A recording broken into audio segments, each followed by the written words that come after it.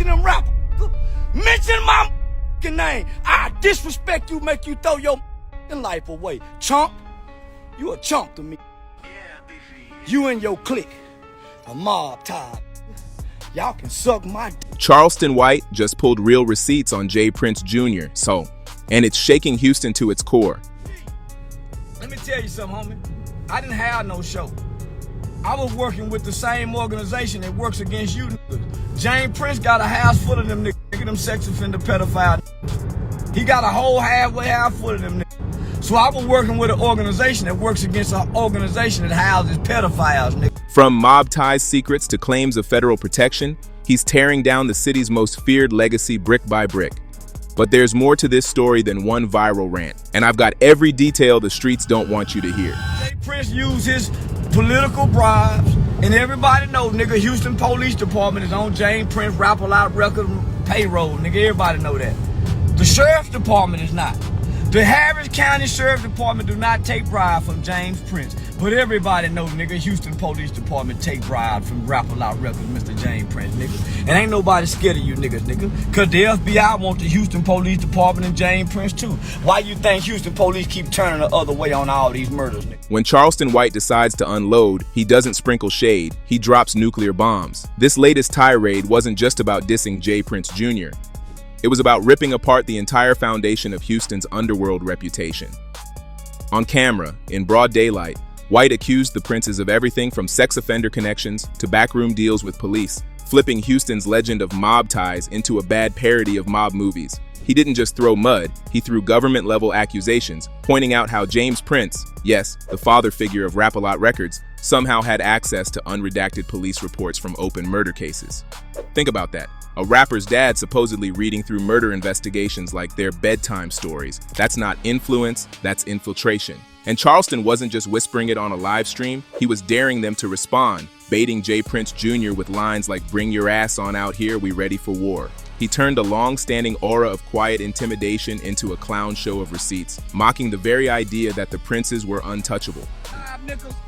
Them mob time, they don't run Texas. The Texas Rangers run Texas. The United States Northern District of Federal Court runs Texas. Don't know motherfucking James Prince runs shit. He run a bunch of weak-ass niggas on Rap-A-Lot. He run a bunch of weak-ass rapping niggas. Finesse 2 times, nigga. But he don't run no motherfucker. The receipts weren't pretty either. He claimed government ties, federal attention, and even said outright that law enforcement is scared of crossing J. Prince. But here's the twist. Charleston says he's working with the government too. If that's true, it's not just beef. It's a showdown between a so-called mob boss and a self-declared government informant with a YouTube platform. How do you think James Prince can get a motherfucking police report, nigga, to an open murder investigation that includes his son? And none of the stuff is redacted. None of the information on this none of this name is blotted. How can James Prince get access to that? So nigga, he working with the police, I'm working with the government. The city of screwed up beats and screwed down respect has always had this whispered rule. If you're a celebrity rolling into H-Town, you better check in. Sounds harmless, right? Like you're just giving a courtesy call. But Charleston White ripped that mask off and called it what it really is. Extortion with a smiley face. He mocked it mercilessly. Make Taylor Swift check in, make Post Malone check in, make Khloe Kardashian check in. His point? If mob ties were really about respect, everyone would be forced into it, not just rappers and black entertainers. Instead, it's selective fear. And according to Charleston, he's not buying it, literally. He bragged about breezing through Houston without checking in, rubbing it in the Prince's faces like it was a personal sport. The irony? For all this so-called protection, tragedy still happens. Takeoff's death remains the darkest reminder that checking in doesn't guarantee safety. White flipped the narrative, calling Houston a player town where you can actually have fun unless you get caught in the gravitational pull of mob ties' fake security. That's the contradiction. The system promises safety but still leaves blood on the floor. If you're still here, hit that like button because we're just getting started. What Charleston says next doesn't just shake Houston, it flips the whole mob ties myth upside down. Trust me, you'll want to hear what comes next. I'm a part of the shit that runs Texas, the police. So tell James Prince he don't run a fucking thing up here. James Prince don't run a motherfucking thing up here. Damn sure ain't never run nothing in Dallas. His sons and them get their ass kicked up here. His sons and them get bullied up here in Dallas, Texas, nigga. And Charleston, never one to sugarcoat, push the question nobody wants to ask: is check-in culture about protecting celebrities or about protecting the pockets of those who enforce it? Because if mob ties can't stop bullets, what exactly are you paying for? Damn thing, fishes, come on out here. Bring your on out here. We ready for war with anybody to go, anybody. I ain't just talking. You just scared of James Prince. James Prince, his daughter, his kids, his organization. This is where the story gets downright unsettling. Charleston White didn't just accuse the Princes of flexing street power, he accused them of working hand in hand with law enforcement, and not in the community safety kind of way. More like, how does a man like James Prince get hold of confidential police documents from open murder investigations, names unredacted, details laid bare? That's not street clout, that's institutional access. And here's where Charleston flips the script. He admits openly that he works with the government too. To him, it's not about shame, it's about leverage. He claims the FBI is circling around Houston's so-called untouchables, poking at police departments that conveniently look the other way when violence erupts under mob ties' shadow. Charleston paints the Princes less like kings of the streets and more like middle managers of corruption, running their hustle, with one hand in rap and the other shaking hands with cops. If that sounds chaotic, it's because it is.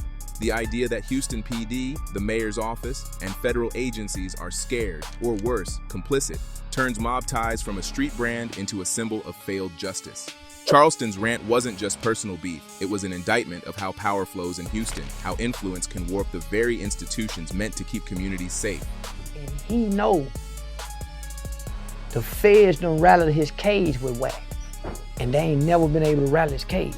Whack 100 is with the FBI. That's why Jay Prince seems so nervous. He know it. That's why he seems so like he's shaking. He know it.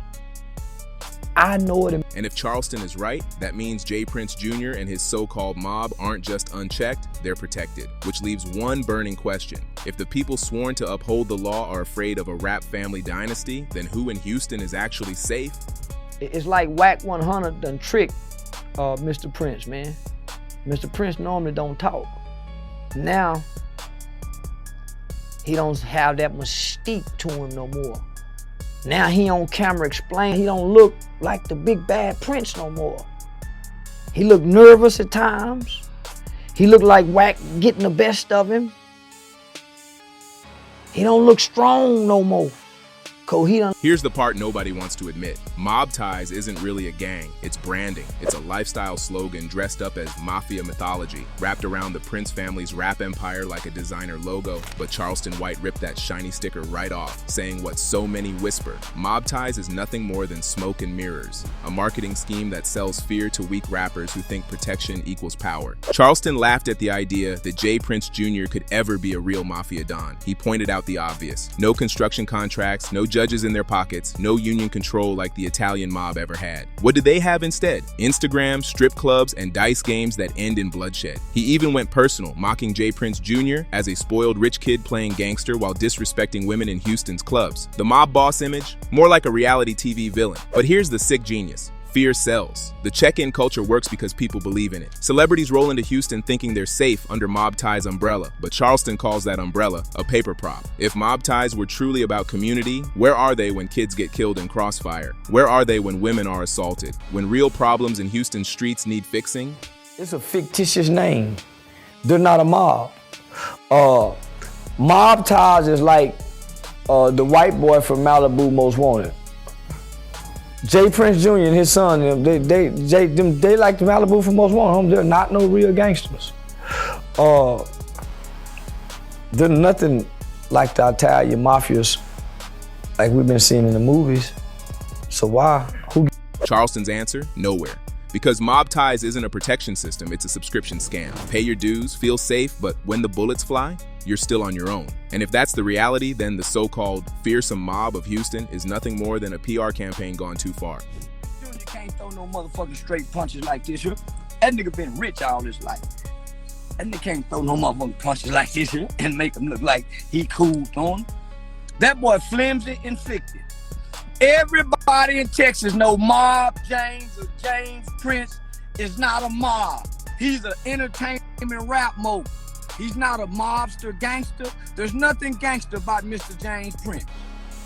You can't talk about Houston's underworld right now without saying his name. Takeoff. His death shattered the illusion that checking in equaled safety. A beloved member of Migos, gone in a city where respect and security were supposed to be currency. And Charleston White? He's using that tragedy as Exhibit A in his takedown. He claims that the night Takeoff died, it wasn't random chaos, it was the exact failure of mob ties. White even says he got first-hand accounts from those present, painting a chilling picture. Dice games gone wrong, egos flaring, and mob ties nowhere to be found when things turn deadly. If their entire brand is built on the idea of keeping people safe, how do you explain a superstar bleeding out under their watch? That's Charleston's dagger. He's not just accusing them of extortion, he's saying they failed at their one job. He doubles down by calling Houston a player town where you can party safely without mob ties, so long as you stay away from their orbit. His claim, the streets of Houston aren't the problem, it's the princes, the image they've built, and the control they pretend to have. The nigga that was screaming mob tie was a washed up old nigga who probably don't even know Jay Prince. Probably don't even know Jay Prince. He hollered mob ties, and it's him, his buddy, and his buddy's girl. So of course I'm gonna go in and say, oh nigga, y'all doubled, y'all triple dating, you ain't got no woman, you done paid to come see me to holler mob tie, nigga, you probably ain't even got no woman. And for fans, the question lingers like smoke. If Takeoff wasn't safe under their so-called protection, who is? Charleston forces people to stare at that uncomfortable reality, mocking the very system rappers once swore by. What was supposed to be security turned into tragedy, and the Prince's silence doesn't make the questions go away. If anything, it makes them louder. Takeoff's name is now more than a tragedy. It's a symbol, a crack in the facade of mob ties' invincibility, and Charleston White is making sure nobody forgets it. Charleston White on mine. I don't claim no gang, I don't claim no city, nigga. I represent a nation, nigga nation. And I don't give a fuck about none of you bitch ass nigga. Me and my family got land. Nigga, we got land like a motherfucker, nigga. And bitch ass nigga, I'm telling you, hoe ass nigga, I ride around ready to go to war with any one of you bitch ass niggas. Run your bitch ass up over here, nigga. I got a car full of goddamn guns ready to go to war with any one of you motherfucking niggas, nigga. Bitch ass nigga. For Charleston White, this isn't just beef, it's a manifesto. He's not claiming a city, not claiming a gang, he's claiming a nation of independence, of refusing to bow down to self-proclaimed mob bosses, and that's what makes his words sting harder than a diss track. He's positioning himself as bigger than the princes, bigger than Houston's fake check-in culture, bigger than the streets themselves. His rallying cry is simple. Real power doesn't beg for respect, it earns it. He laughs at Jay Prince Jr.'s attempts to play gangster, pointing out that intimidation and reputation mean nothing if the community isn't safer, if lives are still lost, if fear is the only product on the table. He paints mob ties as nothing more than a clique, a boys' club of extortionists pretending they're running the country, when in reality, they can't even run their city without controversy. Charleston, of course, adds his signature theatrics, flexing about his arsenal of guns, daring anyone to pull up, mocking the very aura that once kept mob ties' name sacred. But behind the theatrics is a message. He's not afraid, and by not being afraid, he cracks open the illusion. And he got some power. You can't take lightly what he's done and what he's been able to do without being assassinated. And what I mean by without being assassinated, his character never became in question. He never been caught with a woman. He ain't been caught up in the tabloids and the scandals. The fallout? Fans are split. Some call him reckless, suicidal even, for poking at the Prince's legacy. Others cheer him on as the only voice brave enough to say what's been whispered for years. Mob ties isn't real power, it's branding. And if respect has to be bought, it was never respect in the first place. Charleston closes the curtain with one last blow. Mob ties ain't saving nobody. And if that's the truth, then the check-in culture deserves to die. And just like that, the self-proclaimed nation stands taller than the clique. So what do you think? Is Charleston White fearless or finished? Let me know below, because this isn't over. More receipts, more fallout, and more truth the industry doesn't want out. Subscribe and stay locked in. The next chapter drops soon.